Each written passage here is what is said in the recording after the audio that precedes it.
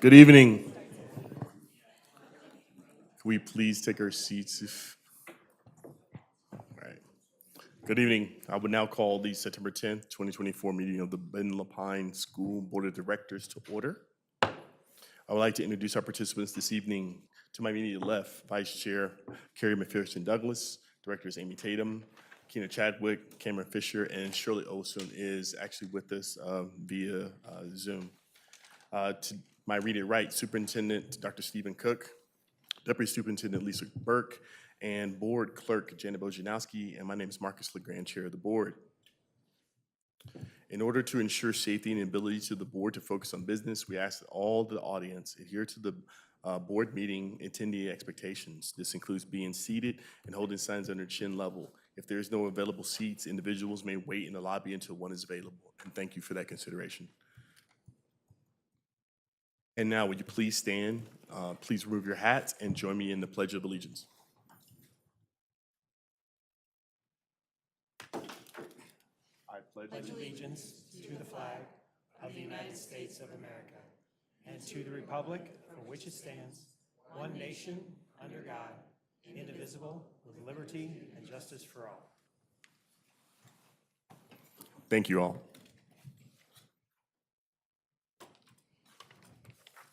And we'll move to agenda item number 3, review of the agenda. Dr. Cook, are any changes to the agenda? There are no changes to the agenda. Fellow board members, are there any changes to the agenda? Hearing no requests for changes, we will proceed with the agenda as noticed. And now we're going to do district recognitions. I'm going to turn it over to Dr. Cook.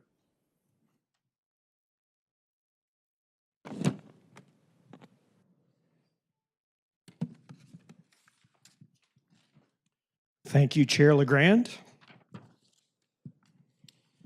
At this time, I am honored to give the Champion for Students Award to a former member of this board. So if we could please get Melissa Barnes-Delakia to come up.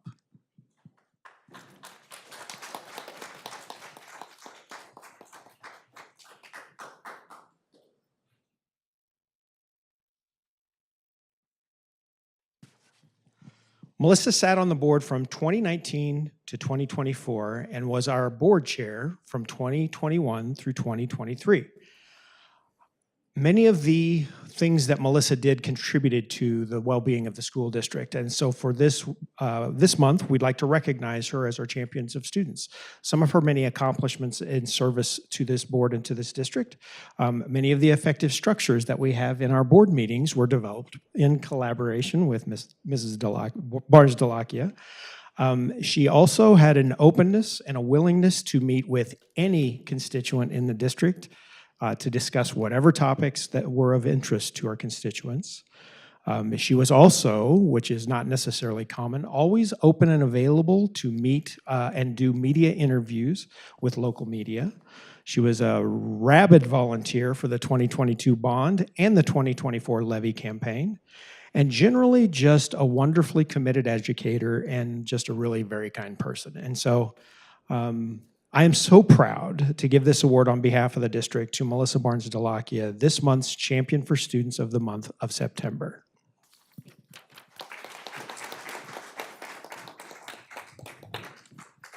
All right, and this certification says, in recognition of your leadership and dedication to the Ben Lapine Schools community and your role as school board chair, thank you for your guidance in vision, accountability, policy, and advocacy.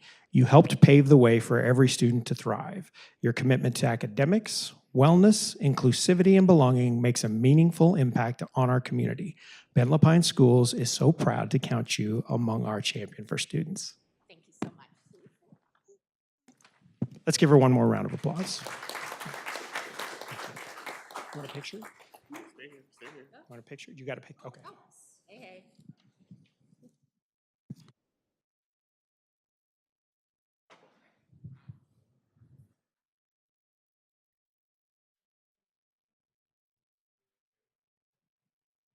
Hi, Melissa. Long time no see. Yes. How you been? Good. Good to see you. Well, Melissa, in education and life, you come across an array of outstanding individuals.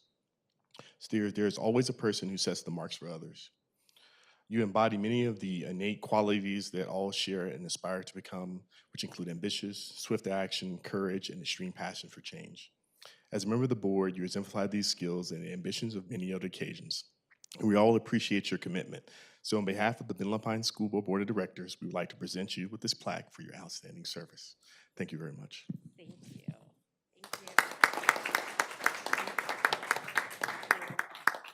Oh, wait, hold on. You got it. Got it. Got it. Thank you. Thank you very much. so much. Appreciate it. Yes. Thank you.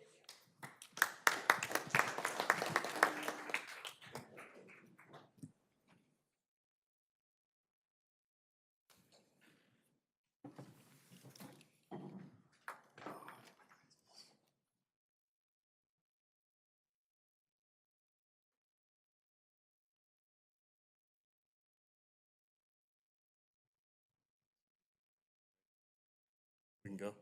Okay, cool.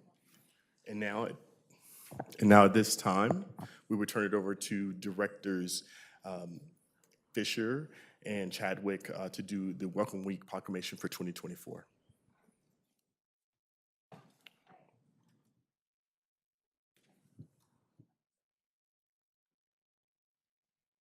Welcoming Week 2024 proclamation.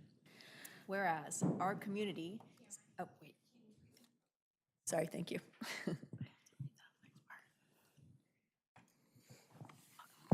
Whereas, no, read welcoming, I did. Proclamación de la Semana de Bienvenida 2024. Whereas our community, state, and nation are stronger when we work together as a people in seeking the American dream through the shared values of hard work and equitable opportunity. And Considerando que nuestra comunidad, Estado y nación son más fuertes cuando trabajamos juntos como pueblo en la búsqueda del sueño americano a través de los valores compartidos del trabajo duro y la igualdad de oportunidades. whereas the diverse experiences and perspectives of our students and families are a vital part of our community, enriching and strengthening our schools, community, and collective future. And considerando que las diversas experiencias y perspectivas de nuestros estudiantes y familias son una parte vital de nuestra comunidad, que enriquecen y fortalecen nuestras escuelas, comunidad y futuro colectivo, y whereas the success of Ben Lapine Schools depends on making sure that all students and families feel welcome and experience a sense of belonging, including those who are underserved and/or marginalized, who are recent immigrants, who are Black, Indigenous, and people of color, who are experiencing poverty, houselessness, or foster or kinship care, who are LGBTQ+, who are experiencing disability, and who are linguistically diverse, and considerando que el éxito de Escuelas Ben Lapine depende de asegurarnos de que todos los estudiantes y familias se sienten bienvenidos y experimenten un sentido de pertenencia, incluidos aquellos que están desatendidos y o marginados, que son inmigrantes recientes, que son negros, indígenas y personas de color, que están experimentando pobreza, falta de vivienda o en cuidado de crianza familiar, que son Two-Spirit LGBTQIA+, que están experimentando discapacidad y que son lingüísticamente diversos. Y whereas we honor the spirit of unity during Welcoming Week that is bringing neighbors together across Central Oregon to honor and elevate the voices of all. considerando que honramos el espíritu de unidad durante la semana de bienvenida que está uniendo a los vecinos de todo Oregon Central para honrar y elevar las voces de todos. Now, therefore, it is resolved that we, the Board of Directors for Ben Lapine Schools, hereby proclaim September 13th through 22nd, 2024 Welcoming Week, We invite all students and families at Ben Lapine Schools to join the movement of schools and communities nationwide, renewing our commitment to our core American values and taking action together to build strong and inclusive schools across our community that stand as a beacon of education and opportunity. Ahora, por lo tanto, se resuelva que nosotros, la Junta Directiva de Escuelas de Ben Lapine, por la presente proclamamos la Semana de Bienvenido del 13 al 22 de septiembre de 2024. Invitamos a todos los estudiantes y familias de escuelas de Ben Lapine a unirse a este movimiento de escuelas y comunidades de todo el país, renovando nuestro compromiso con nuestros valores estadounidenses fundamentales y tomando medidas juntos para construir escuelas sólidas e inclusivas en toda nuestra comunidad que sean un modelo de educación y oportunidad. Adopted this 10th day of September 2024. Adoptado este 10 día de septiembre de 2024. Thank you, directors. Appreciate it very, very much.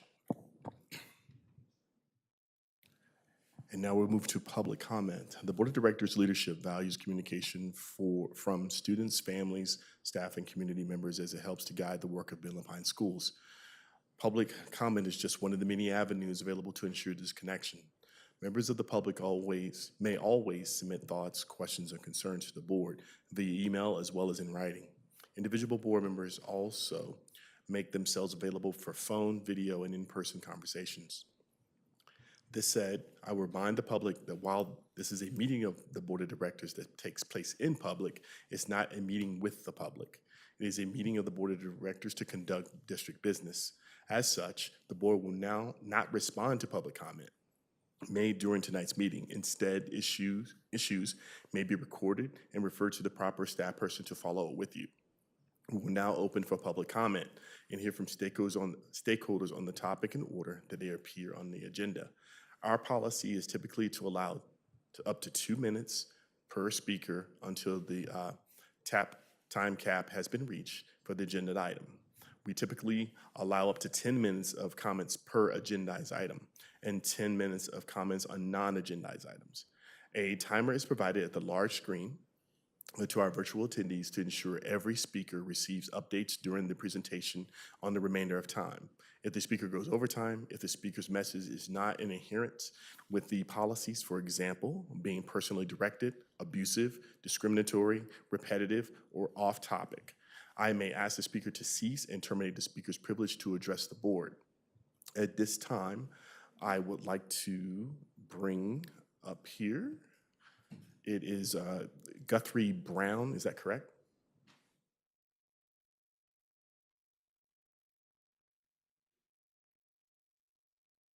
Since we do not have a Guthrie Brown that is here, they're gonna look out in the vestibule to make sure.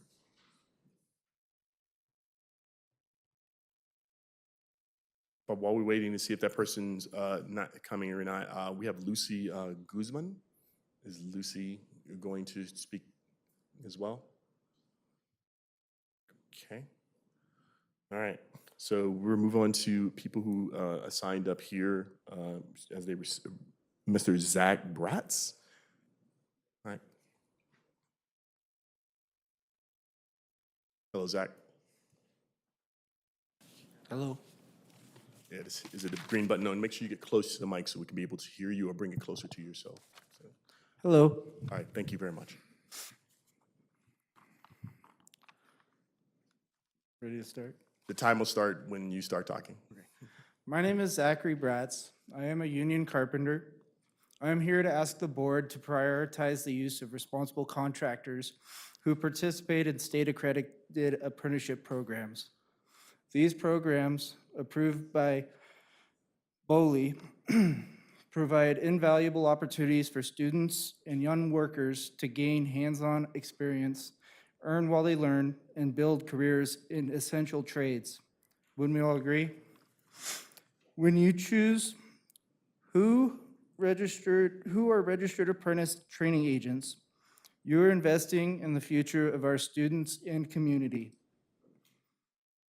State-accredited apprenticeships ensure that workers are not only trained in the highest safety and quality standards, but they have also received home buying wages and full family health benefits. By working with contractors who participate in these programs, the district will help create opportunities for students from all backgrounds, especially those who may not see college as a viable option. These apprenticeships open the doors to livable family wages without the burden of student debts. Let's ensure that every dollar we spend as a district supports contractors who are investing in our local workforce and providing real opportunities for our students. I urge the board to adopt policies that prioritize responsible contractors. These policies will provide a quality life for the generations to follow. Thank you for your time. Thank you.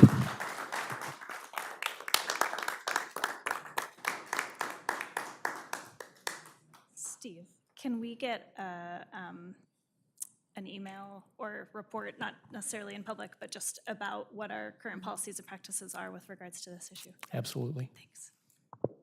Thank you for coming. And next, I have Chris McGee, is that correct? Yes. All right, thank you, Chris.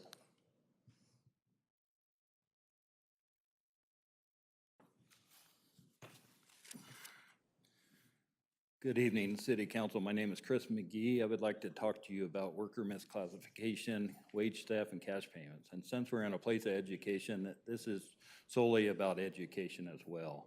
So cash payments, these are serious issues that harm workers and undermine the integrity of the labor market. When developers hire general contractors who engage in these practices, it perpetuates a cycle and unfair treatment. Let me explain. Misclassification occurs when a work is wrongly classified. Let me give you an example. As a person who has seen this firsthand, let's say I'm a carpenter who has put in countless hours building my skill set, and through my apprenticeship, and now I am unaware that I am getting labor wages instead. I am now misclassified. These GCs and subcontractors do this knowingly. They bid on these projects, and it's just another form of wage theft. Cash payments under the table. Paying workers in cash off the books is another unethical practice. When workers receive cash payments, they often lack proper pay, sometimes $10 an hour, or proper documentation, making it difficult to prove their employment status. Employers who pay cash under the table evade taxes, Social Security contributions, and other obligations. Collective effort addressing these issues requires collaboration among developers, contractors, and policymakers. By holding everyone accountable, we can create a more just construction industry. Remember, ethical choices benefit not only workers, but also the entire community. Let's work together to build a fairer future. Do we want developers and GCs to be profitable? We do. Developers create work for the GC, and the GC creates jobs, but it should not be in the way that it takes from the community and the worker. Let's add community wealth into the equation and not just generational wealth. Thank you for your time. And Zach and Chris, I see that you guys put your phone numbers on the form. Is there any other form of way we want us to contact you besides those? Are those okay? Oh yeah, we'll make sure we get the form so you can put it on there. All right, thank you very much. I want to thank everyone for their public comments tonight. Public comments that necessitate follow-up will be referred to the appropriate district staff member. Information on that work will be made available at a future meeting. And thank you for being here. Appreciate it very much.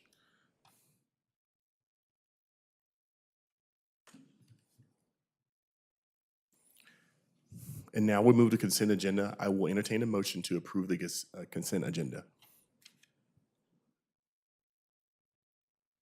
I make a motion to approve the consent agenda. I'll second. Thank you, Director Chatham and Tatum, excuse me. I did it right. Chadwick and Tatum for doing the motion and seconding the motion. Are there any requests to remove anything from the consent agenda? Okay, since there's no request to remove anything, I call for a vote. All in favor? Aye. Aye. Aye. All opposed? The ayes have it unanimously. Thank you. Okay.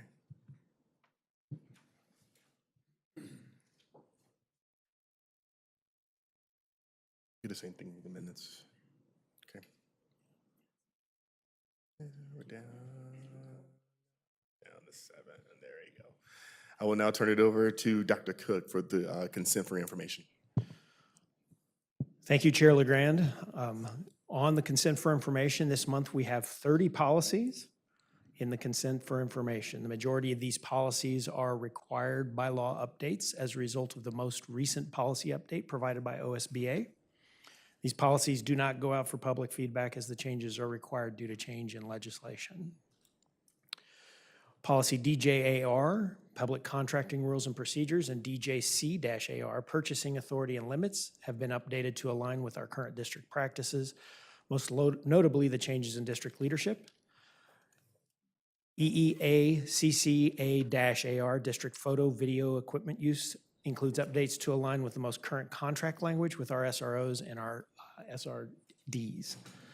And last but not least, there are 2 reports in the consent for information. One is the executive summary for executive limitation 4.8 on communications, and the second one is the executive summary for the executive limitation 4.9 for safety.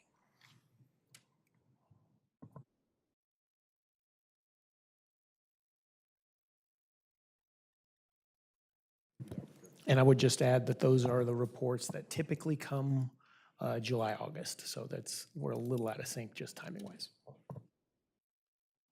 Now we will hear from Dan Emerson, Chief Financial Officer, on enrollment update.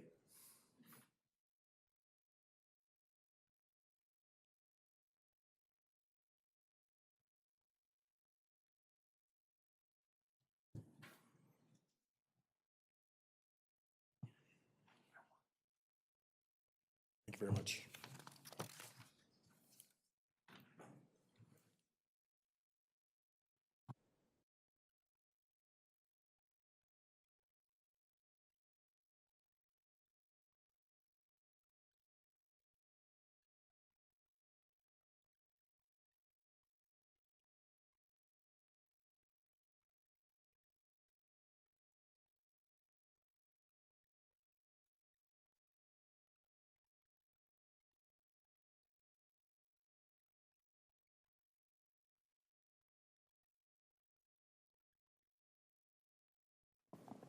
There we go. Good afternoon, Board. My name is Dan Emerson. For the record, Chief Financial Officer here at Ben Lapine School District. I'm excited to be here and excited to be presenting to you today on the enrollment report. Can everybody hear me? Okay, perfect. So the enrollment report happens this first and second week of school every year, where we look at enrollment by grade and by school, and it has a really important impact on our funding structure.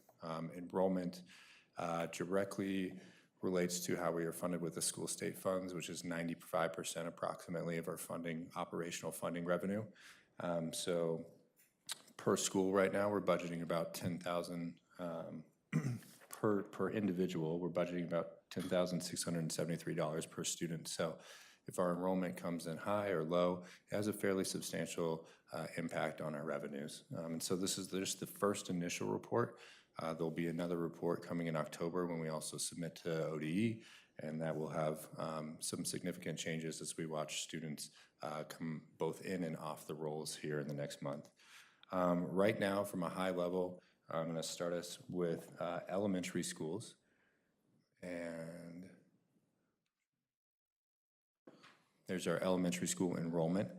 And right now, significantly in kindergarten, you'll see that there's a projections and a plus minus column kind of at the bottom here. The projections are what we use to budget, and the plus minus is what we're actually at with students. And currently right now, If you scroll to the far left here on the Word program and you look at total and projection, that is what it's going to be by grade. And I don't think the variance is showing on the presentation right now, but it is on your handout. So you'll see that we've actually budgeted pretty well by grade, except for in the kindergarten area. And currently, right now on the books, we are 150 below what we projected for kindergarten. And when we look at kindergarten, we look at birth rates for this county, and we try to look at some net immigration data and make kind of the best estimate on when that cohort of birth rate will come into our schools right now. And so right now, we budgeted a little bit too high. However, there's still a month to kind of see. I think historically, from what I've seen, elementary schools and to some degree kindergartens do kind of trickle in. So that's obviously the hope, but right now there is a little bit of a concern that we're sitting at that variance of 150 down. Elementaries as a whole are 140 down, and I think as we go into October and look at 10-day enrollment and look at taking people off, we'll continue to work with Tammy Doty and executive director levels to look at staffing and see where we need to move people around to have the right ratios for classes and things of that nature. Are there any questions on elementary school enrollment, either by school or by grade on this? What's the date in October that's the final that you have to report? October 1st. Okay. Carrie and I were just looking at this data, and like the kindergarten numbers are so much lower at some schools than like 5th grade, for example. Is that fairly typical that we gain more kids as they come, or are we going to, or are we seeing a long-term trend that we're going to have smaller class sizes going forward? I think I'll need to get back to you on that and look at some of our historicals and pull those out of the Excel documents. I can tell you that in preparation for this, I did look at birth rates across the state, and birth rates over the last, really since 2010, have dropped off precipitously every single year by 1% or 2%. And that's kind of what we're looking at. And so potentially if birth rates continue to be lower, we would expect to see a smaller kindergarten class than we've seen in years prior coming through, unless we had a net immigration of people with families, effectively. Dan, if I could jump in, one thing that I would tell you that has been true over time is that our capture rate tends to be over 100%, which is when we talk about the number of kindergartners that come in, how many we get in the next grade up as first grade across most schools. We tend to be over 100%. And so we don't typically catch, there's two things, and Dan is exactly spot on with this. There's two things that are compounding that. The first one is this is an extremely low birth rate season, number one, and number two, the capture rate is lower than anticipated, and that's why we have the variance on the projected numbers. But we have seen a recurrence of 105, 106% for capture rates going into the upcoming years. And so I think it's a fair question, but I'm not sure we can give you an exact answer to that. But while we are seeing smaller kindergartens, sizes, we are seeing larger increases, not larger, we are seeing increase in enrollment over those grades once they move into first grade and second grade. And if you notice, there is a general tendency for those to increase as you go higher. And so one of the things that you're asking about is something that is on our radar, is that are we going to see an impact of a lower birth rate over time having a significant impact over enrollment? And I think that's, the data is probably a little too early to tell on that, but what has been predictable so far is an increased capture rate. Thank you, Dr. Good. Any other questions on elementary school enrollment before we go to middle school? Okay. All right. Moving on to middle school enrollment, I'm just going to skip all the way to the total column here and the plus minus. You can actually see that we're over 67 right now, which is really good. We're very excited about that. And so our projections have been pretty close to accurate. High school, you'll notice if we move to the total column in high school, we're actually up 354 students as a whole across all of our high schools, with the largest amount being at Caldera High School, 126 in the enrollment, and Mountain View High School at 82. compared to our budgeted projections.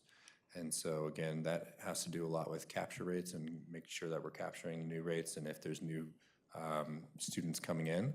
And so it appears that we budgeted a little bit under, but I would caution that last year, from the start of this report in September to the end of the school year, we had 314 students drop off these roles. And the year prior to that, it was over 500. That was kind of a COVID year, kind of a fluke. But I would anticipate that some folks will drop off from these roles in the high school, middle school level as well. And not be disrespectful, we were listening to you. We're looking at the fire line of where one of our schools is being impacted. So just want to let you know that's what we were doing. So just give you insight. Can you just comment why we were so off at Caldera? Did it have to do with new development in that area? I would have to look into that more. I didn't personally do the budgeted assumptions for last year, but I'd have to see what we put in as our capture rate. And then if it's been a pretty historical capture rate and we're growing, it could be due to multiple factors. Development could certainly be one, right? And I'm happy to get that to you.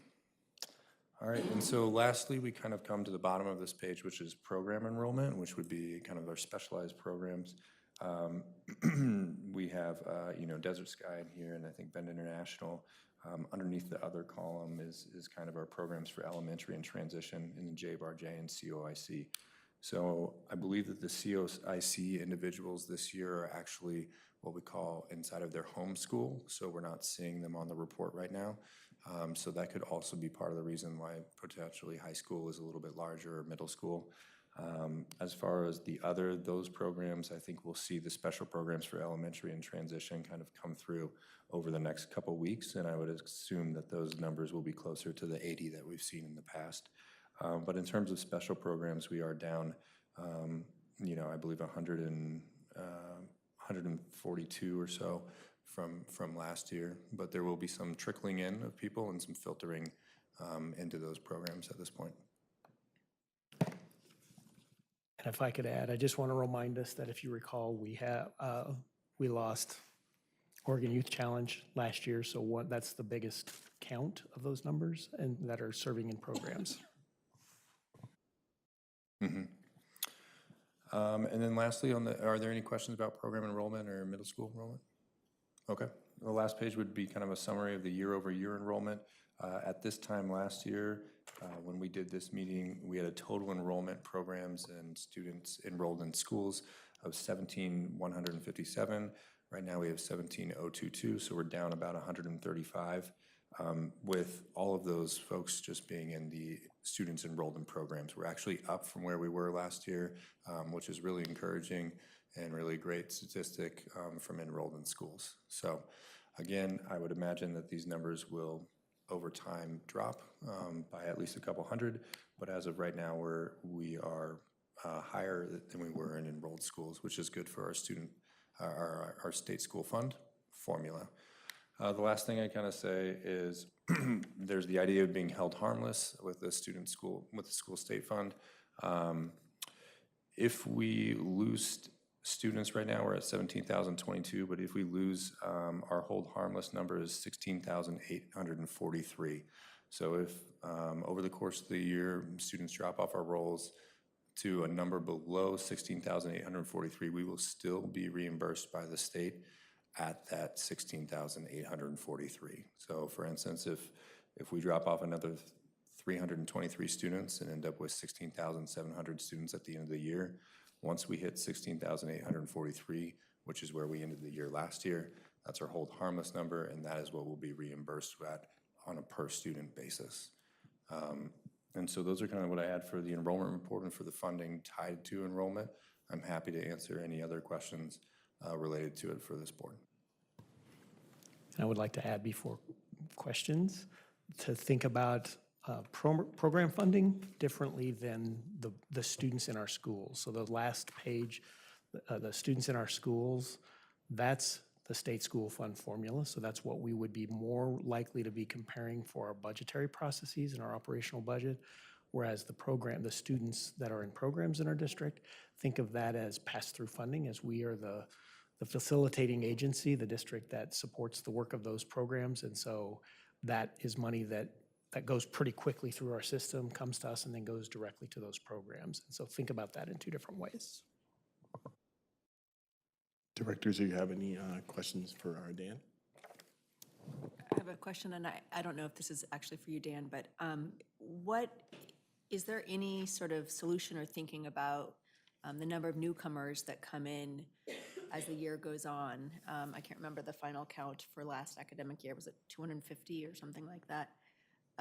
How can the district anticipate or support or navigate that in this year or years to come? I think I would defer to Dr. Cook or Deputy Superintendent Burke on that. I know it was for somebody in this room.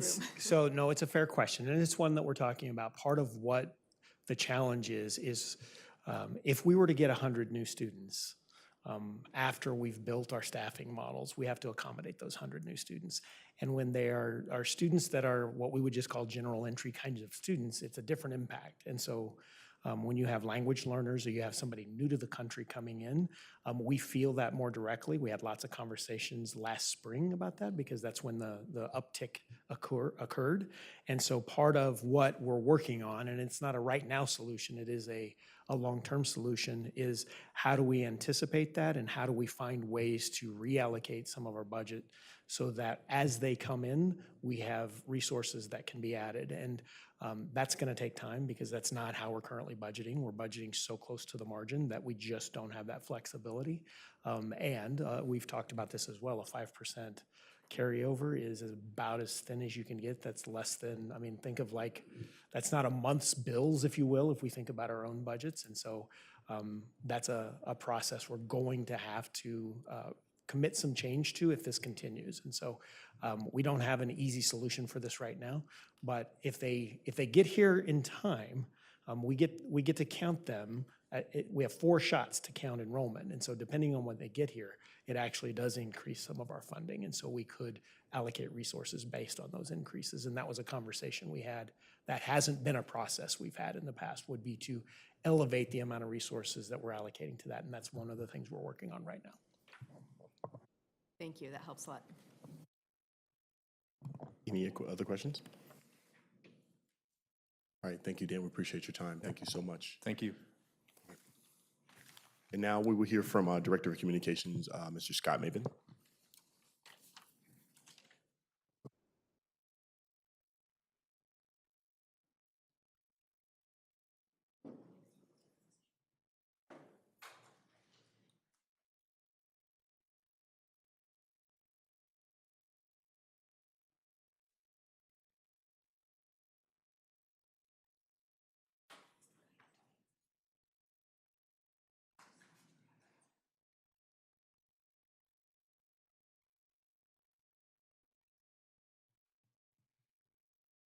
Sorry about that. That went faster than I was expecting. And I think we're all watching our alerts for down south right now. Before you start, Scott, I do want to just tell people why we're obviously distracted. We are tracking pretty directly with the activity on the Little Lava Fire that's west, mostly directly west of Sun River, and there's been some recent updates that now are a little more concerning. We have some neighborhoods now that are in level 2, and we have one of our schools sits in a level 1, which we spent much of the day talking with emergency services about how to process that as it's happening. And when we sat down for the meeting, all of those elevations happened to go up. And so I apologize for that, and really proud of Scott being here while his house is in one of those levels now. So thank you, Scott. And if you decide to just get up and run, we'll do the best we can without you. Nothing I can do now. Thank you, though. Okay. I think we're ready to bring our slides up on screen. Is there anything I can do to assist?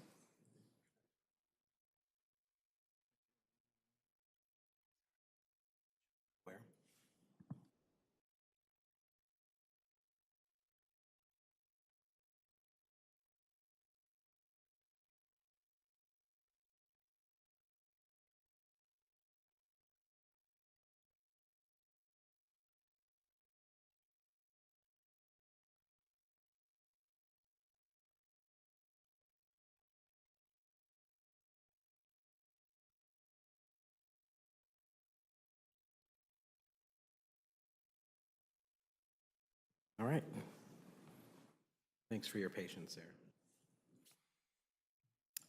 So we want to begin our presentation on the Learning Levy tonight by first doing a quick review with you about what that was and how it fared in our May primary election. And then we want to take a look at what we learned from voters after the election.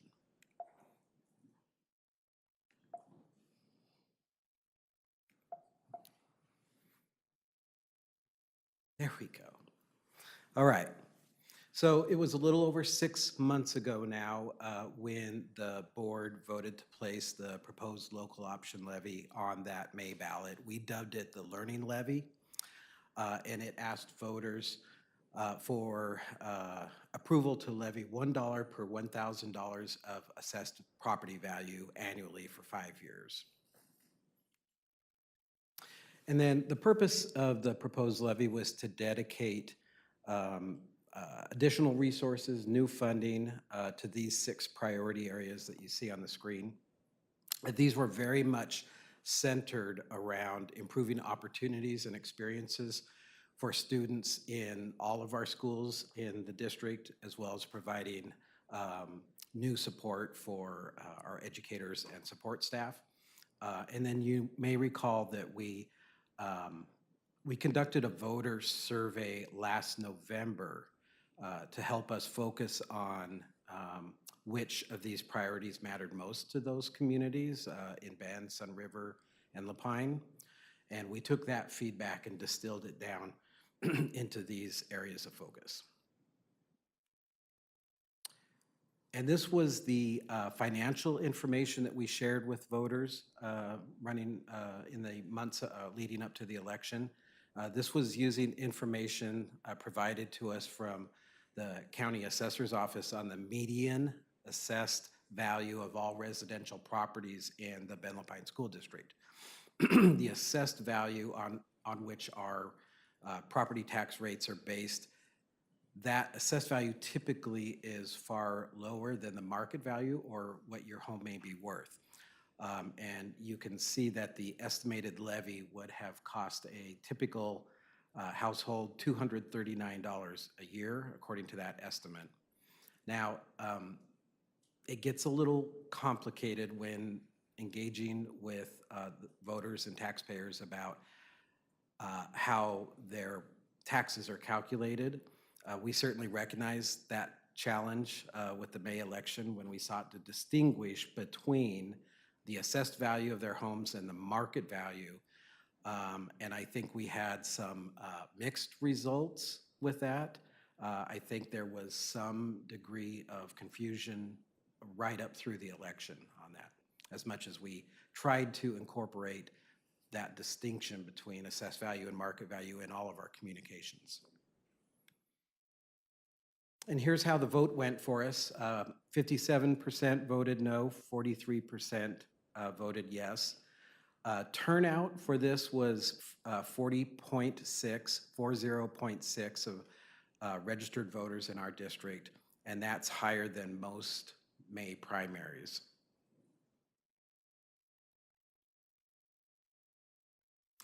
And we want to show you our results by the voting precinct. And so what you see on the screen now is a map of the Bend area. And you can see from this, and the key is a little small to see on the screen, so I'll do my best to explain this, but the support for the levy was greatest in those central west neighborhoods of Bend, and then it dropped below 50% as we moved out into the suburbs and rural areas. Here is a closer look at the top half of that previous map. So you can see a little better what I'm talking about there. The red diamonds that you see roughly in each of those precincts, we added those to provide you with a visual representation of concentrations of enrolled students. So the larger the diamond, the more students per capita of registered voters. I have looked at this quite a bit and scratched my head and tried to discern meaning from it. I think what this shows us is that there's really no consistent correlation between those precincts with greater number of school-age children and then where voters landed on the levy. It's a bit of a mixed bag. This is the bottom half of that same metro area map. And then finally, zooming out here so we can see the entire district, showing those larger rural precincts. And you can see that we had pretty low support as we moved south. So I want to pause right there before we move into a discussion about our exit survey. I don't want to move too quickly here. I'm going to see if anyone has any questions. We're good? Okay. Actually, I have a quick question. Yes. With regard to that, backing up to the median, was that median assessed value that you had, was that, and maybe you've mentioned this, I'm sorry, was that just for homes in Ben Lapine Schools families, or is it for all of Deschutes County? It was for all residential properties in our school district, not just homes of families enrolled in our district. It was looking at the entire tax roll, but within our taxing district. So not beyond the Ben Lapine School zone? Correct. Okay. And then do we have, and maybe this is not possible, but do we have any percentage of the families who fall near that median or hover? Is there certain, like, do we have a sense of percentages of the families who are within like 25% of that median? Or do we have? Family, you mean families affiliated with our district? Yeah. I'm not sure we have data on I mean, I don't even know if that's socioeconomic. possible. I was just Yeah. curious if we have a sense, like if when people saw that number of the median assessed value, could most of our families relate to that, or was that, yeah, was that relatable? I guess I'm trying to understand that.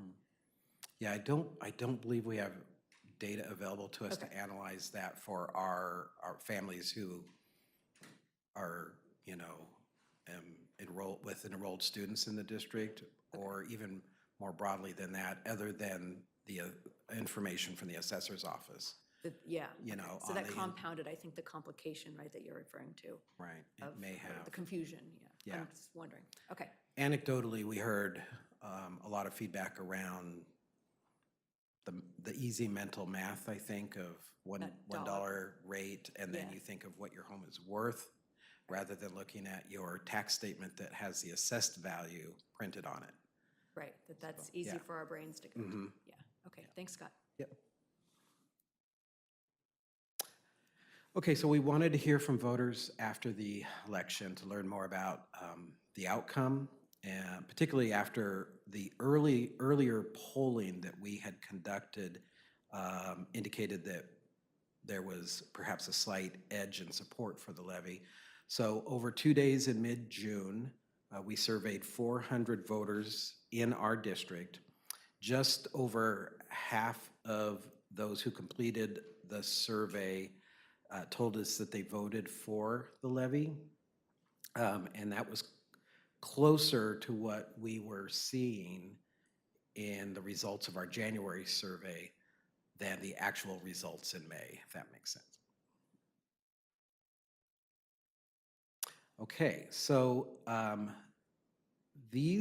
this is feedback from voters who said they voted no, and this is their top 7 reasons for why they voted no. Boy, these colors look really different than when I created the slides, but so I'm not even going to guess, but the main bar, it looks totally different to me now. The main bar represents, so like the top response says 67.5%, and that represents a response of strongly agree with the question, which was the proposed levy amount was too high. And then extending past that, you see 11.9%, and that is agree. Rather than strongly agree, it's agree. And if you add those up, you get the final percentage at the very end, 79.4% said the levy rate or the amount of the levy was too high for them. So I hope that makes sense. Really, the top 5 reasons here all reflect fiscal concerns. Whether we asked about what they'd be paying or how the district intended to spend the funds, or even more general feelings about the state of the economy or what the school district dedicates to operating our schools. Scott, can you just confirm that what we're looking at here, we're talking about, like for this first item, the proposed levy amount was too high. We're talking about 79% of 160 voters responded that way. Correct. Total favorably. 160 of the 400 respondents said they voted no. Yeah. And 79% said it was too high. Yeah. Yeah. Thank you. And then we asked an open question of the no voters. Which reason rose to the very top for them? And again, I think we can clearly see here it came down to the cost. But for some voters, they also wanted a clearer explanation of why we thought the levy was necessary. So that was also reflected in these responses, these open-ended responses. So moving on to our yes voters, they agreed with the need for the levy or the cost or both because they supported it. So we really focused questions for them around their perceptions of why the levy wasn't successful. And that would have been based on what they were hearing from others in the community, perhaps what they were reading in the media. The top 2 answers here are the same as what the no voters provided. They're flopped, but they still, the top 2 rise to the top the top issues here: affordability and cost. Overall, I guess their feelings about the factors that contributed to the levy not passing weren't as strongly expressed as the no voters, but really it seems like everyone who took this survey had a similar view of why the levy didn't pass. And indeed, we asked all 400 respondents, what could we do differently to improve the chances of the levy passing at another time? And again, this was an open question. So the responses were worded in a variety of ways. And you can see at the top here, a plurality provided answers that touched on our messaging or the purpose, or how they learned about the levy, or how well they understood the cost and the priorities, or the rate, all of that. So if down the road we consider another shot at a local option levy, I feel like we definitely want to pay close attention to this feedback. But I also want to point out here, the way that this has been distilled into kind of different responses in different baskets, the cost issue is very much present here as well. If you were to add up the responses that touch on that, like reduce the cost, balance the budget, transparency in spending, more state funding, all of that adds up to 45%. So I think the messaging and money are the key takeaways.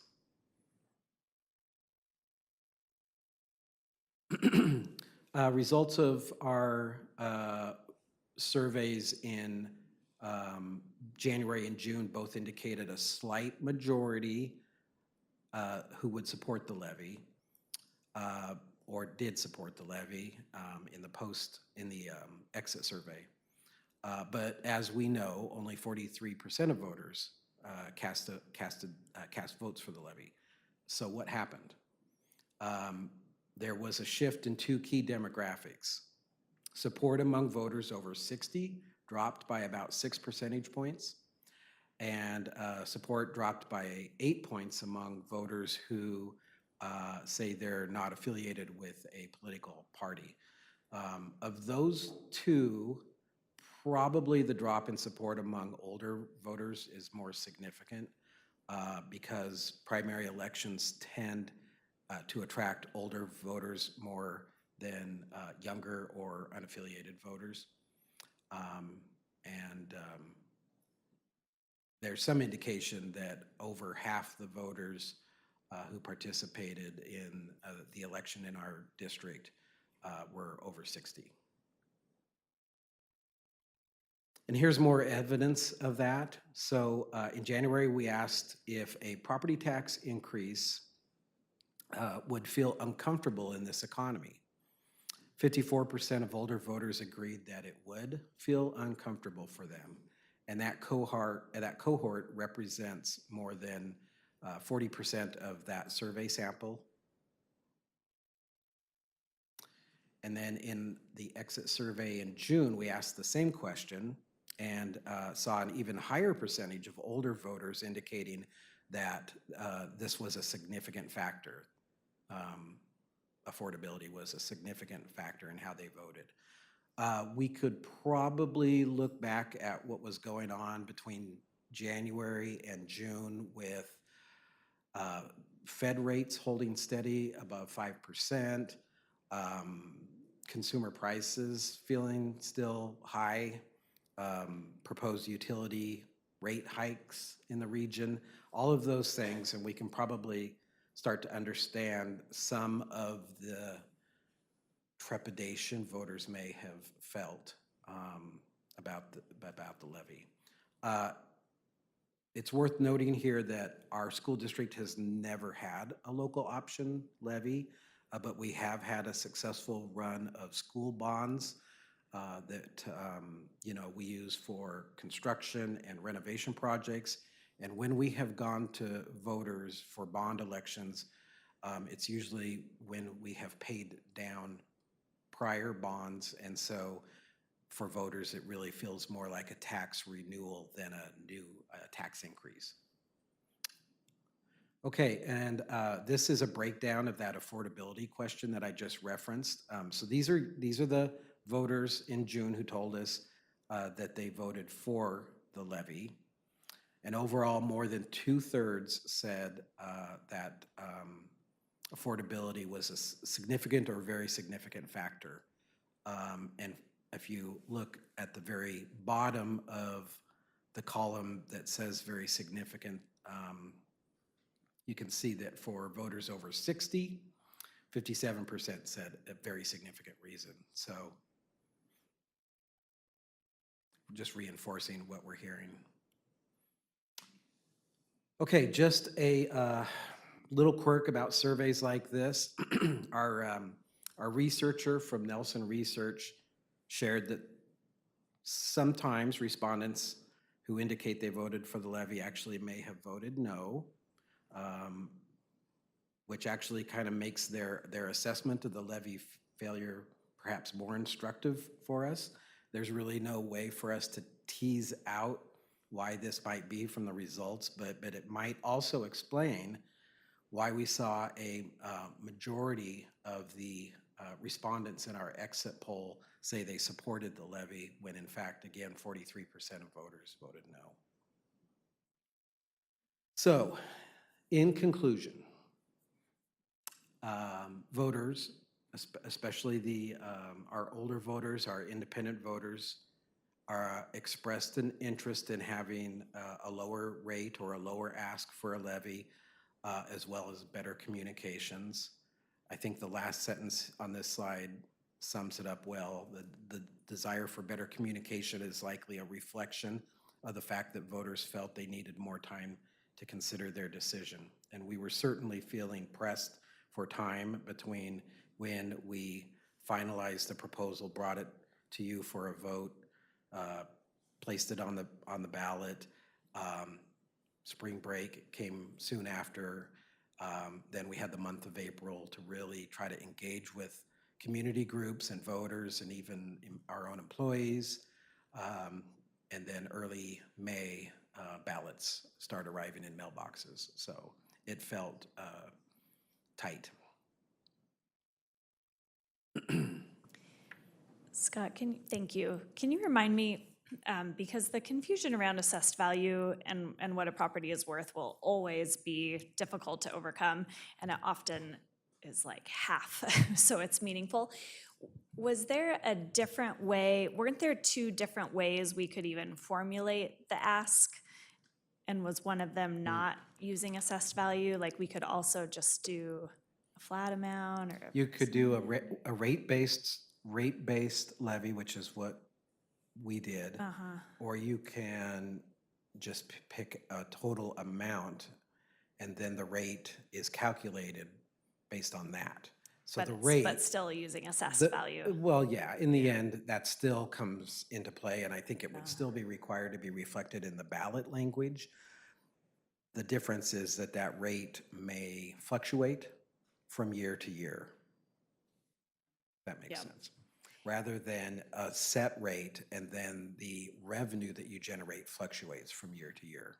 So some districts I have seen do have an amount-based levy, so they might say $30 million.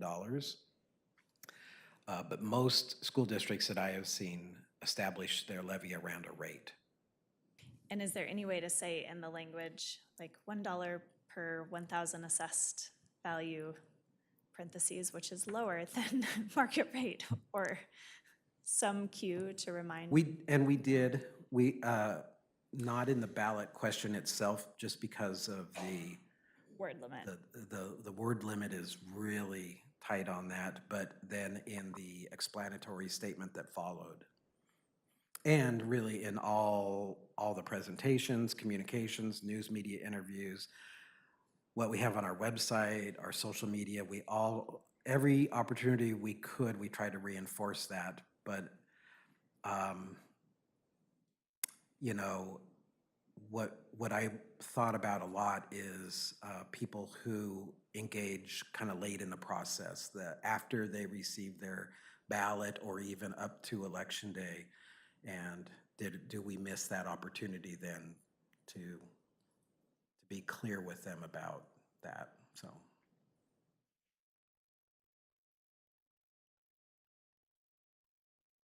This was, I think, my last slide that I think it touches on what I was just explaining about a longer runway, more time to engage with voters, perhaps not even through surveys or in addition to surveys, maybe focus groups with different voters might be beneficial, allowing us more feedback from our community to think about those priorities, think about the rate, the amount, what's affordable. We did start this conversation over a year ago with the board, but and we did have those 2 rounds of surveys in November and January. But I think we would all like a good 12-month window to be really engaged with the public around this, if possible. So as for the rate or the amount, I think that's a conversation probably for down the road. You have to look at the conditions and the economy and just what's going on in the community at that time. And you may not know the answer to this question, Scott, but you know, when Portland's was obviously a renewal, which is easier to pass than an initial. But you know, Portland's messaging, when I saw the headline the next day, was Portland passes levy for teachers, because their messaging was very simple. So can you talk about other districts that were able to successfully pass it? Was their message more focused on people? Because I do feel like ours was a little convoluted because it was like 4 buckets, but we never actually came out and said, we have to get this or we're facing big layoffs next year that'll really affect our kids. And I do feel like that was a little bit of a failure on our part. So can you talk about how other places that were successful, was their messaging more focused on people? And I think that's the difference between establishing a new levy and a renewal. Most districts that I've seen that have used that simpler approach effectively are seeking a renewal because they already have been using their levy funds, and now they have dedicated or tied it to personnel, for example, or programs. Sometimes it's programs, but often it can be expressed as personnel. And so they have the opportunity when it comes time, usually after the 5 years, to renew a levy, to engage with voters about what that levy amount translates to as an FTE for the district, whether it's teaching positions or other positions in the district. But we haven't had that, and that's sort of the challenge of when you're establishing a new levy.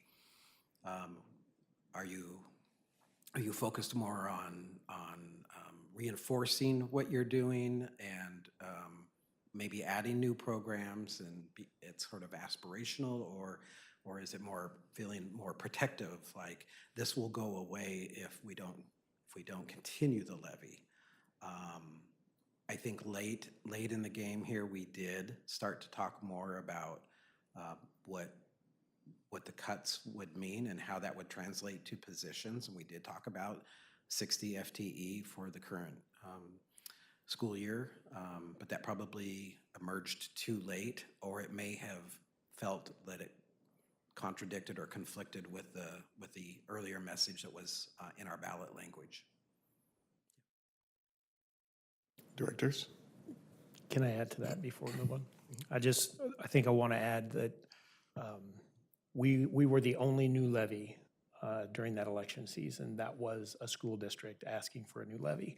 There was a fire district asking for a new levy, but the threshold for the new levy is harder than a renewal. And part of establishing, whether we choose to talk about reducing class size or adding programs or combinations thereof, at least 85% of all dollars that we have in our operating budget right now are going to people. And so there's a transition that happens once a levy would be accessible.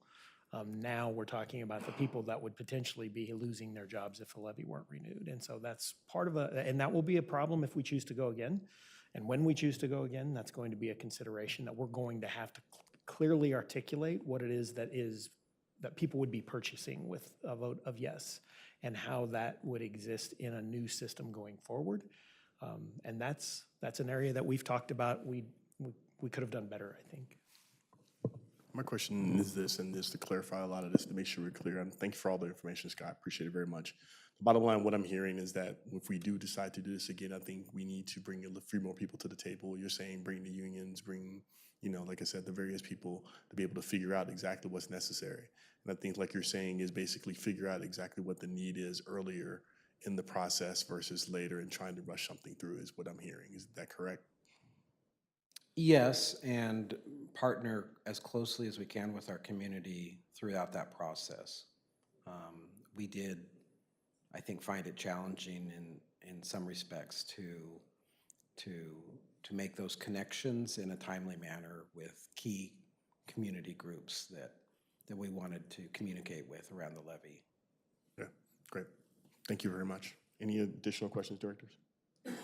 All right, thank you very much, Scott. Thanks for your time. Thanks, everyone. And now I will turn it over to Dr. Cook to present the administrative policies and regulations to the district in review. Oh, I'm sorry, I forgot action items. Ooh, wow, my fault. Hey, thank you, Scott. Now, look at our action items following the executive session that took place earlier this evening. Directors. So in regards to the complaint appeal received on August 14th, 2024, I move that the board deny the request to hear the appeal based on a review of the investigation findings. I'll second. Now that I've heard the motion, we got a second. Any room for discussion?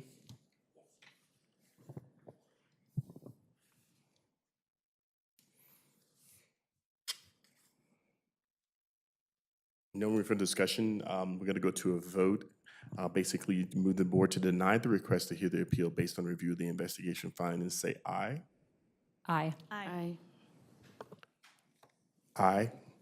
Any opposed? Shirley had to leave, okay. Any abstentions? All right, so the ayes have it.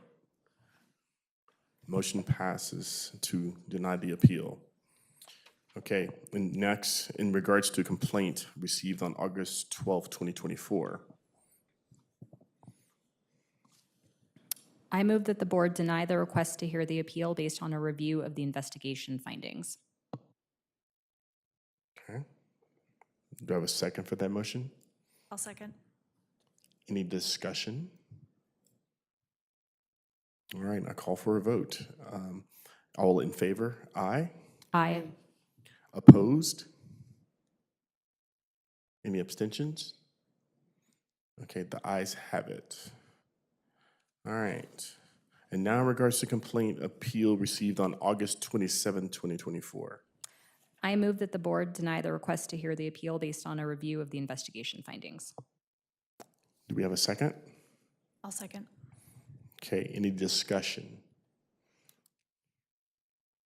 Okay, and this is called for a vote. All in favor, say aye. Aye. Aye. Any abstentions or, oh, no, excuse me, no votes, I'm sorry. Okay, the ayes have it. All right, thank you. I'll now turn it over to Dr. Cook to present the administrative policies and regulations the district is reviewing.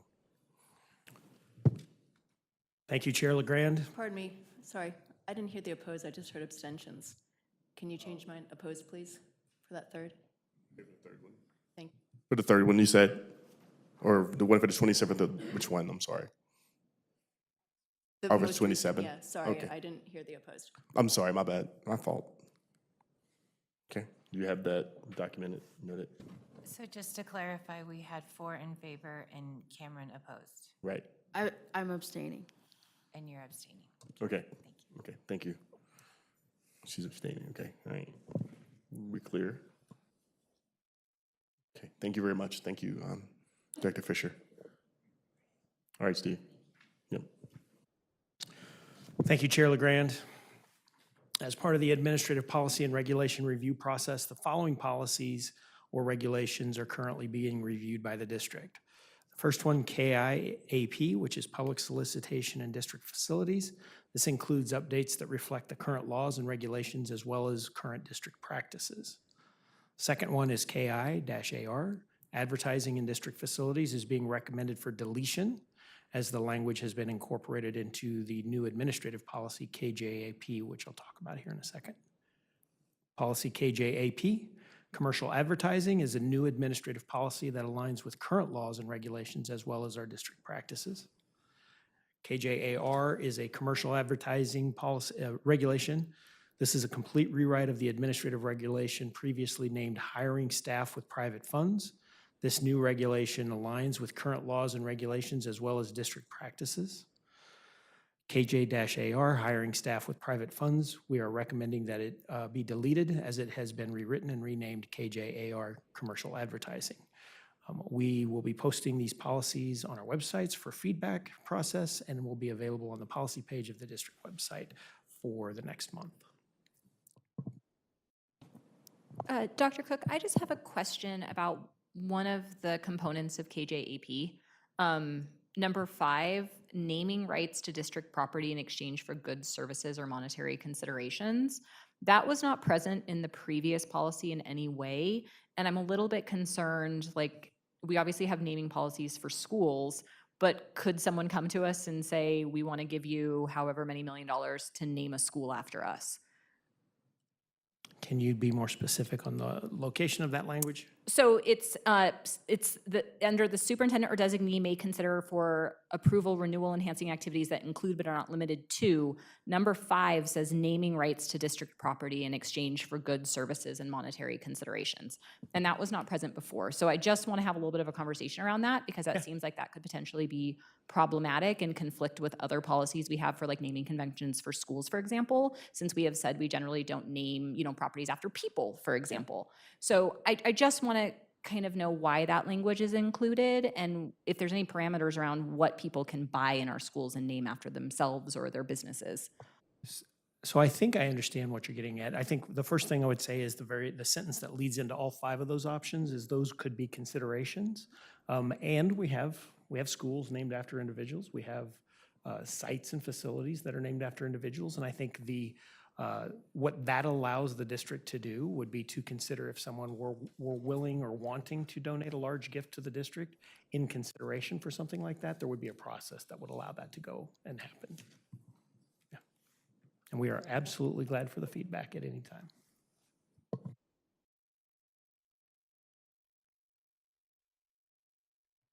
And thank you, Dr. Cook. And now we will hear the superintendent's report.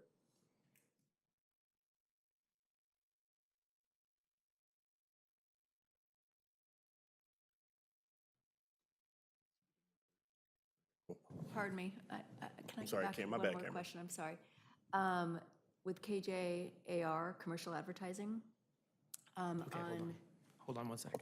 sorry, took me a second Go to back to find. it. Okay, we got it back. Let's back up.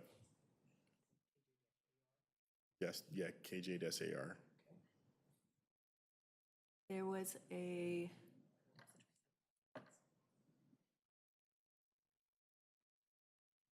this may not be the right one. Which one? There was, can't find where it is. There was something on advertising where it mentioned drugs and alcohol. Yeah, commercial it's somewhere in here, I'm sorry. If anybody can find that line, drugs and alcohol, maybe it's the other one, I don't know.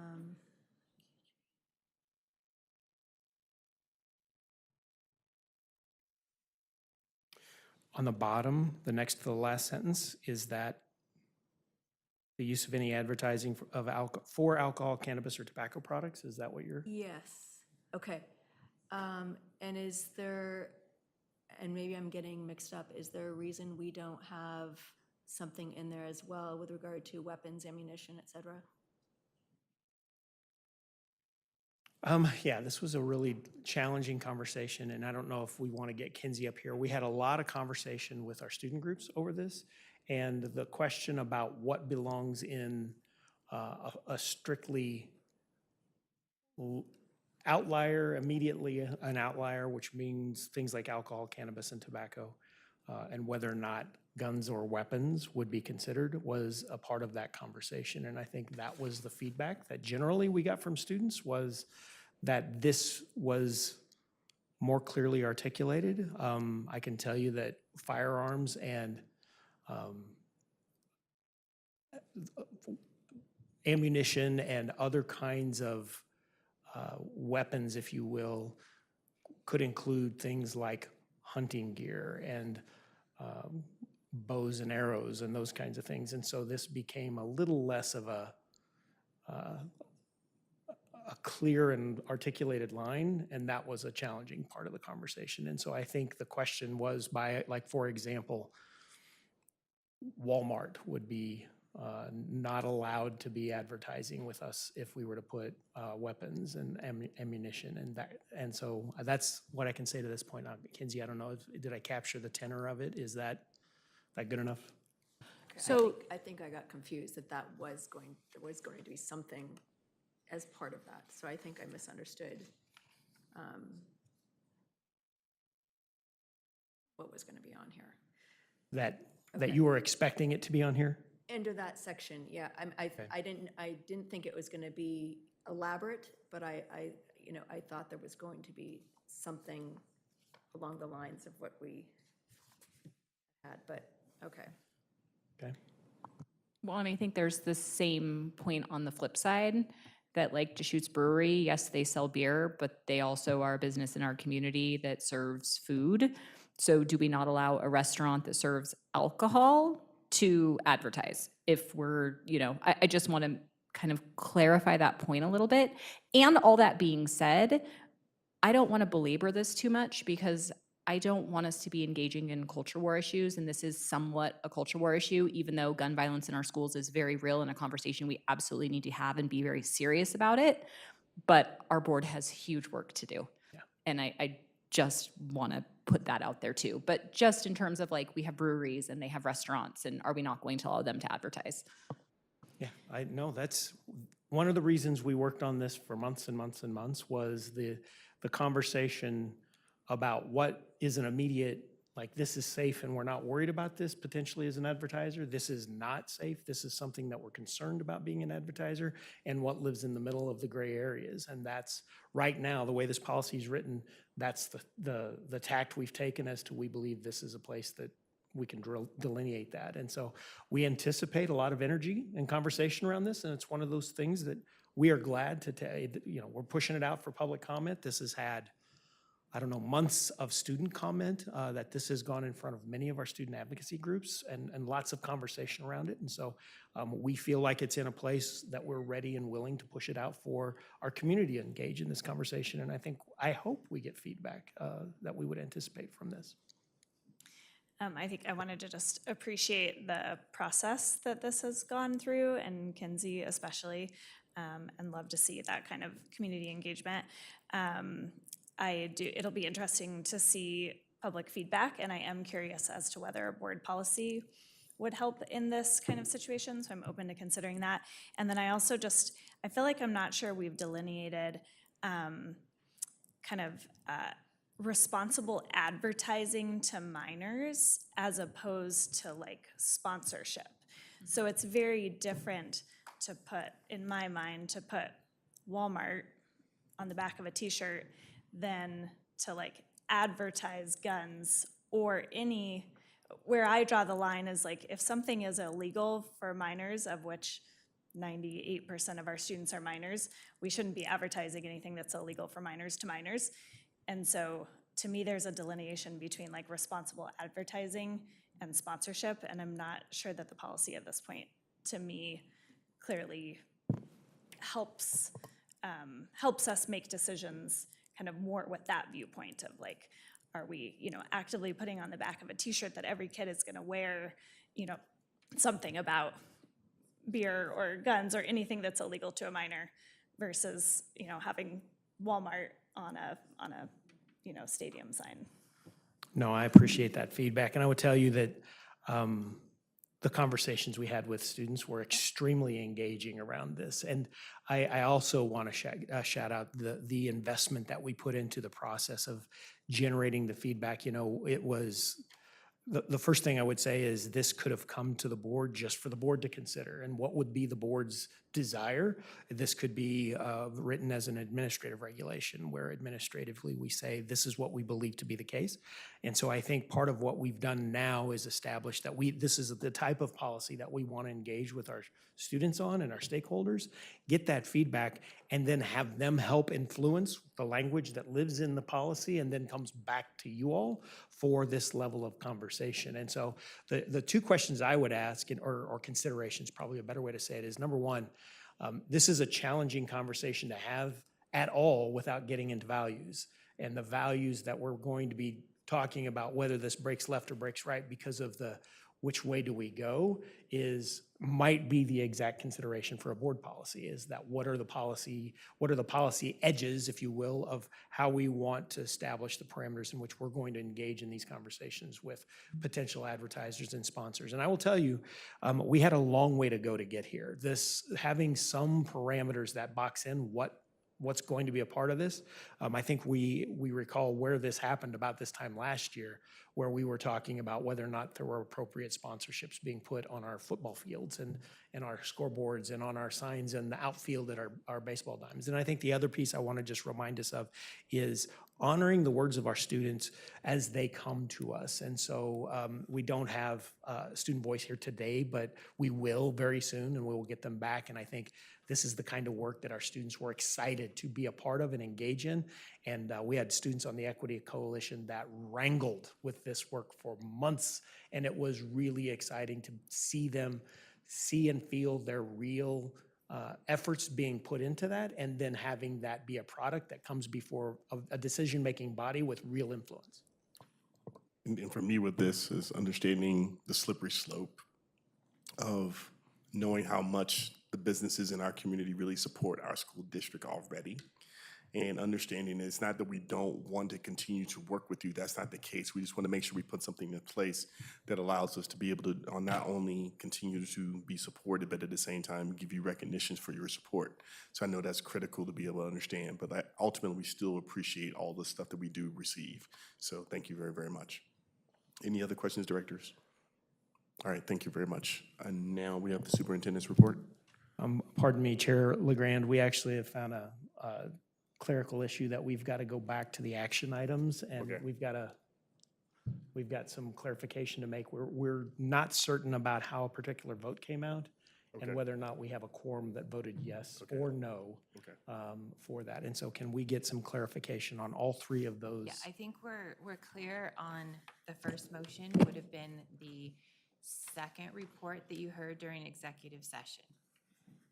The second motion is the first report that you heard in executive session. So if we can re-vote on that, just to be That's the one we clear. didn't have clear. Okay. Yes, so in regards to the complaint appeal received on August 12th, I move that the board deny the request to hear the appeal based on a review of the investigation findings. Okay. Second. Any discussion? Okay. All in favor of the motion to move the board denial the request to hear the appeal based on a review of the investigation findings, please say aye. Aye. Anyone opposed? Opposed. Okay.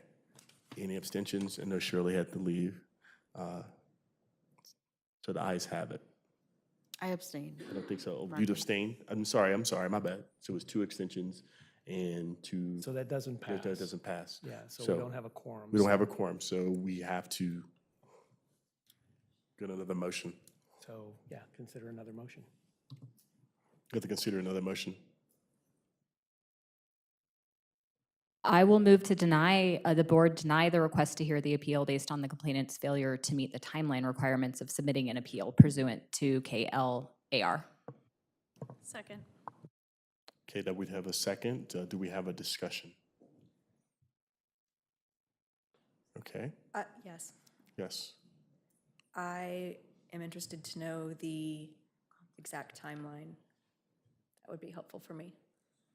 Timeline in terms of when it was arrived and was supposed to, is that what you're asking? Correct. Okay, The appeal was received 2 days past the deadline in policy, outlined in policy. The request for the appeal. I have Friday to the following Monday, is that correct? So 10 business days? It was on the 10th or the 11th business day? It was received on the 12th business day. So can you just tell me Friday, what was that date? I'll have to pull it up. Hold on. Okay, I'm sorry. I can look it up too.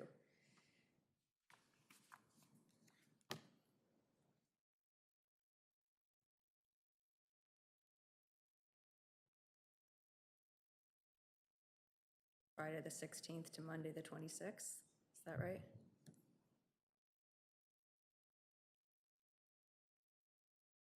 she's grabbing it right now for you, Director.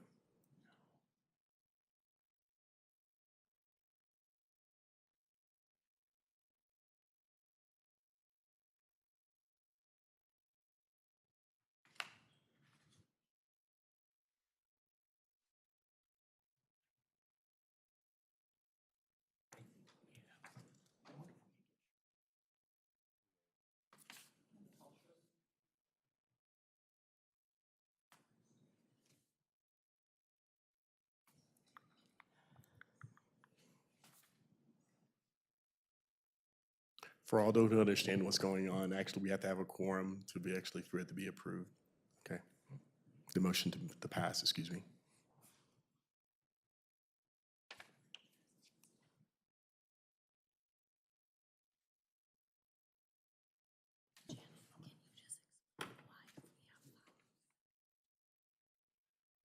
Four votes, yes. Yeah, I'm fine with that. Oh, no.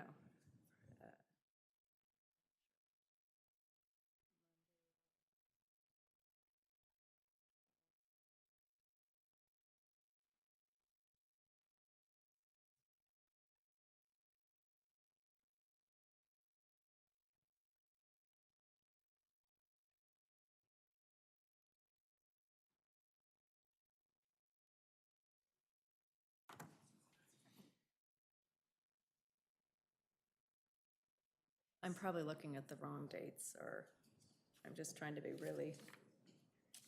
Chair Litgren, I'm going to change my vote to aye. We have to wait till the superintendent comes back because he's talking to another director.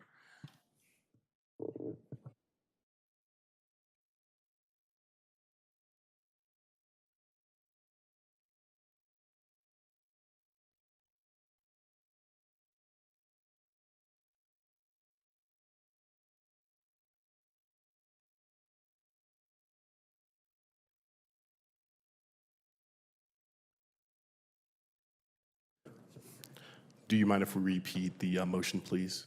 Okay, Shirley, you're on speaker. Okay, thank you very much. I'm so- sorry. We're packing suitcases. Okay, so we're going to read the motion so you can hear the Okay, please motion do. as stated. Okay, so I'm going to go back to the original motion of I move that the board deny the request to hear the appeal based on a review of the investigation findings. Second. That was not, it wasn't very clear. Janet, can you do it again? Surely, I move that the board deny the request to hear the appeal based on a review of the investigation findings. That's Amy, right? Yes. Okay, and a second? Yeah, Carrie seconded. Okay, and I vote yes. Aye. Okay, I've had discussion first. All right. Any discussion? All right, no discussion. All in favor, aye. Aye. Aye. Aye. All opposed? Opposed. Okay. So the ayes have it. And Keena, are you abstaining? Or are you No, voting no? I changed my vote to an aye. Okay, they changed their vote to an aye. Okay, Shirley, we've got your vote. Do we need to let you go so you can continue packing? Yes. Be safe, please. Director Olson is currently dealing with the fires as well. She's in that area also.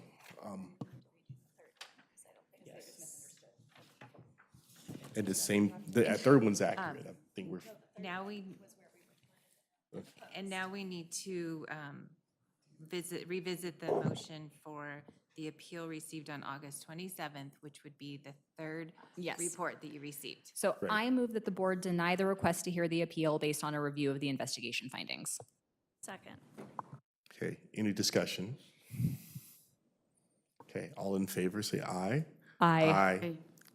All opposed? Any abstentions? I believe that's unanimous. We all have it. Thank you. Is that clarification? Thank you for that. Sorry for the sloppiness of this. My fault. Okay, as the chair, I will take full responsibility. That is my fault. All right. Thank you very, very much. And now can we move to the superintendent's report? All right. Thank you very much. Thank you, Chair LeGrand. I have 3 items for my superintendent's report tonight. The first one, I want to talk regarding an issue from a previous school year, back in the 22-23 school year.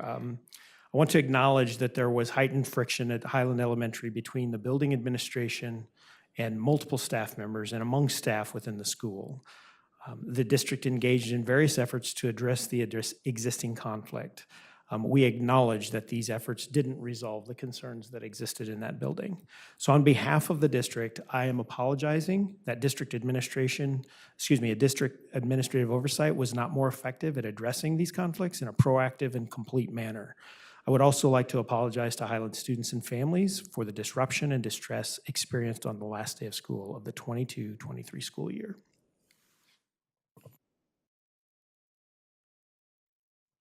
That's my first item. So the second item, I would like you to pick up, if you would, this document that says legislative priorities. As we go into the 24-25 school year, we are working on and establishing, it's on the back. We're working on determining our priorities going into the legislative session for this year, and we're starting now so that we can take a chance to communicate with you all and constituencies in our district. And so I want to talk just a little bit about some of the conversations we've previously had and what those would look like. And so the things that I want to draw your attention to on this document start us off with our funding priorities.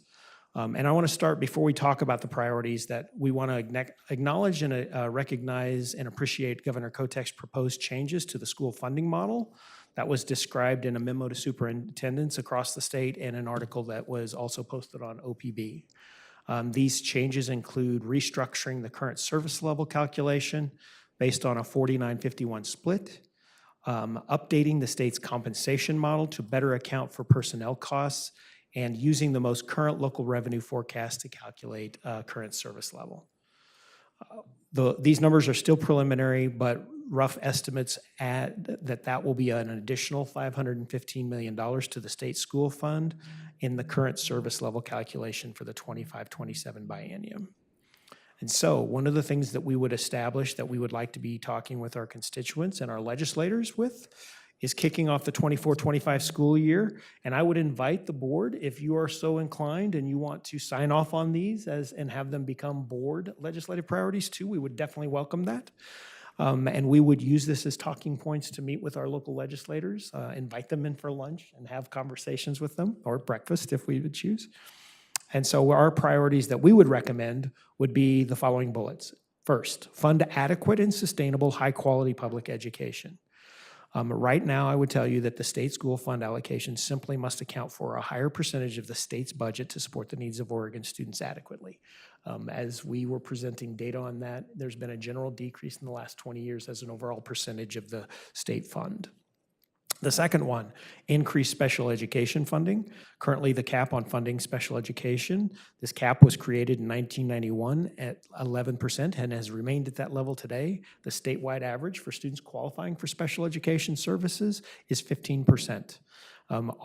If you recall, I presented this to us previously. We are currently underfunded by $770,000 just in the last school year. And think of that as a direct tax, if you will, on the general operating budget. The second example of this for special education funding is meeting the needs of some of our most impacted students that would qualify for supplementation for high-cost disability grants. So think of the students that we might have in day treatment or day services.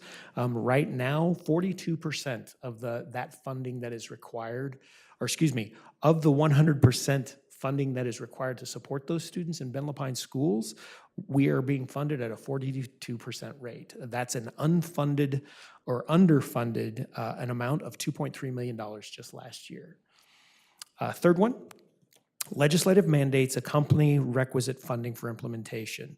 We're taking a run at this that makes it have a little more asset-based language, but the shorter term on this are what we would all be known as unfunded mandates. Two examples that we have, for example, last year, Ben Lapine Schools budgeted $1.6 million in anticipation of the new unemployment laws, and we have spent almost every penny of that. Paid Leave Oregon, which is a wonderful program, and we are not opposed to keeping Paid Leave Oregon. It's legally required, and we have had many staff take advantage of that.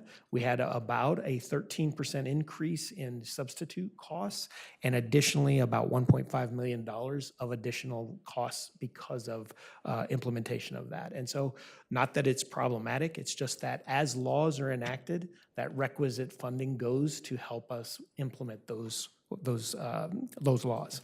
So if you recall, in April, we discussed options for board advocacy on legislative priorities. including communicating with local legislators, working with other districts in the state to put together regional priorities, and we will be attending Legislative Education Day, and I would invite the board into this conversation at any time we want to have further dialogue around this. That's my second. I'm glad to answer any questions or move on to my third, which is always a celebration. I just want to talk about a little bit. Yeah. Just yes, and thank you, and yes. The third thing I want to talk about is the amazing start to school we've had and the fact that our staff are doing amazing things on behalf of kids. This year, we're talking about Everybody Thrives in Ben Lapine Schools, and it is taken root, and it is focusing our work, and it'll be what our focus is for the next 5 years. We want to aspire for every kid's pathway to their career and life success to be highly successful, and that we are supporting them on that journey, starting in kindergarten, not waiting till they've got a path established in high school, but establishing it early on and making sure they have what they need to be successful. Additionally, we have seen a commitment to thriving adults, that we are committed to creating an environment that Ben Lapine Schools is a great place to work, raise a family, and have your students attend here. And we want our employees to feel appreciated and to recognize and know that we care for them and that they are valued and they deserve to be thriving as well. And so we're committed to that. We're working that through, and we are going to continue to strive for that. It's evidenced by things like a collective document that we're using to find out how we're doing on our professional development services and getting that feedback and getting direct implementation on that. Working in through wellness programs, through our HR department, and just establishing different ways that we can support our staff in the mission of making sure that our students thrive. And I'm so grateful for every one of our schools has had such a wonderful start. And so I'm excited about this year. I'm also excited about our new Deputy Superintendent, Dr. Lisa Burke, is making lots and lots of impact across the system. And I'd welcome her to add anything she might want to add if she wants to. She didn't know I was going to do this.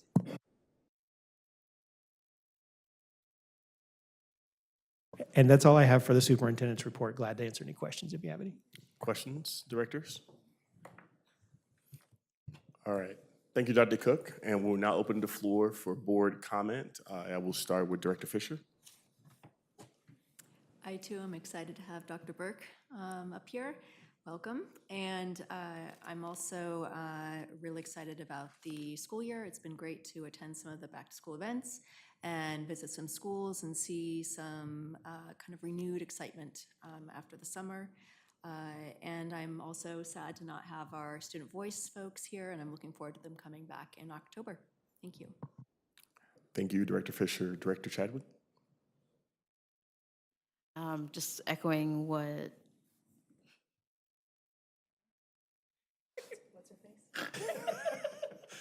just echoing what Director Fisher said.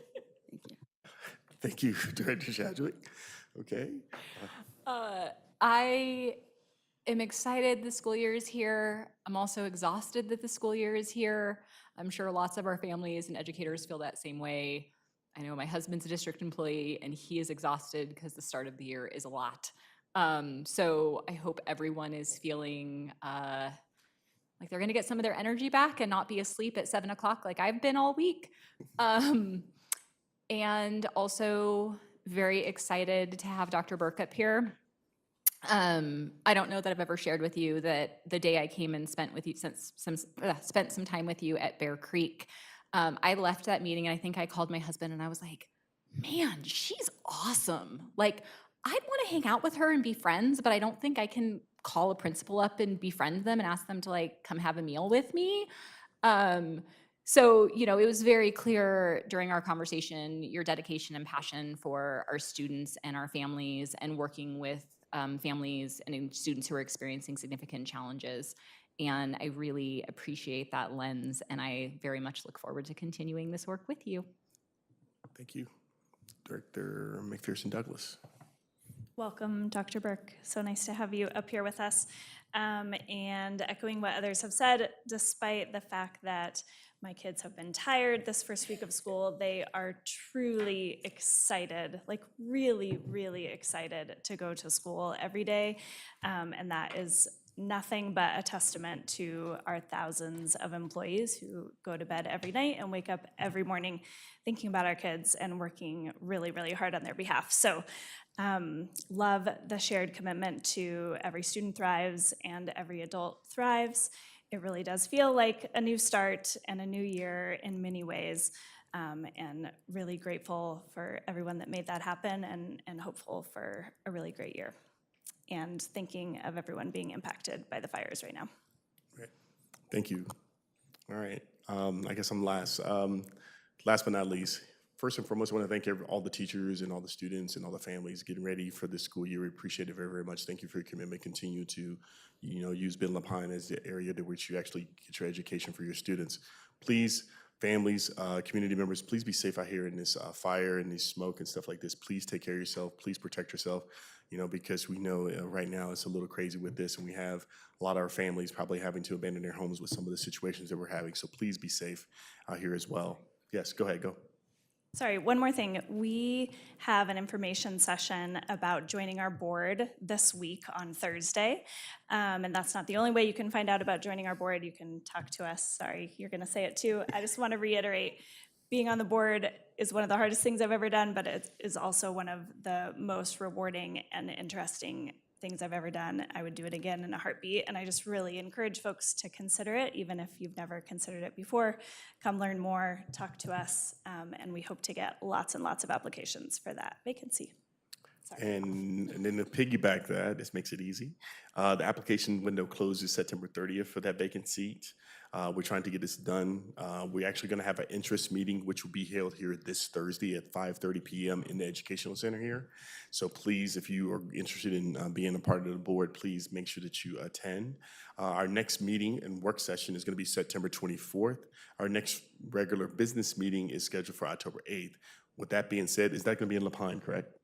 Yes. October 8th, that's going to be in Lapine. With that being said, this meeting is adjourned.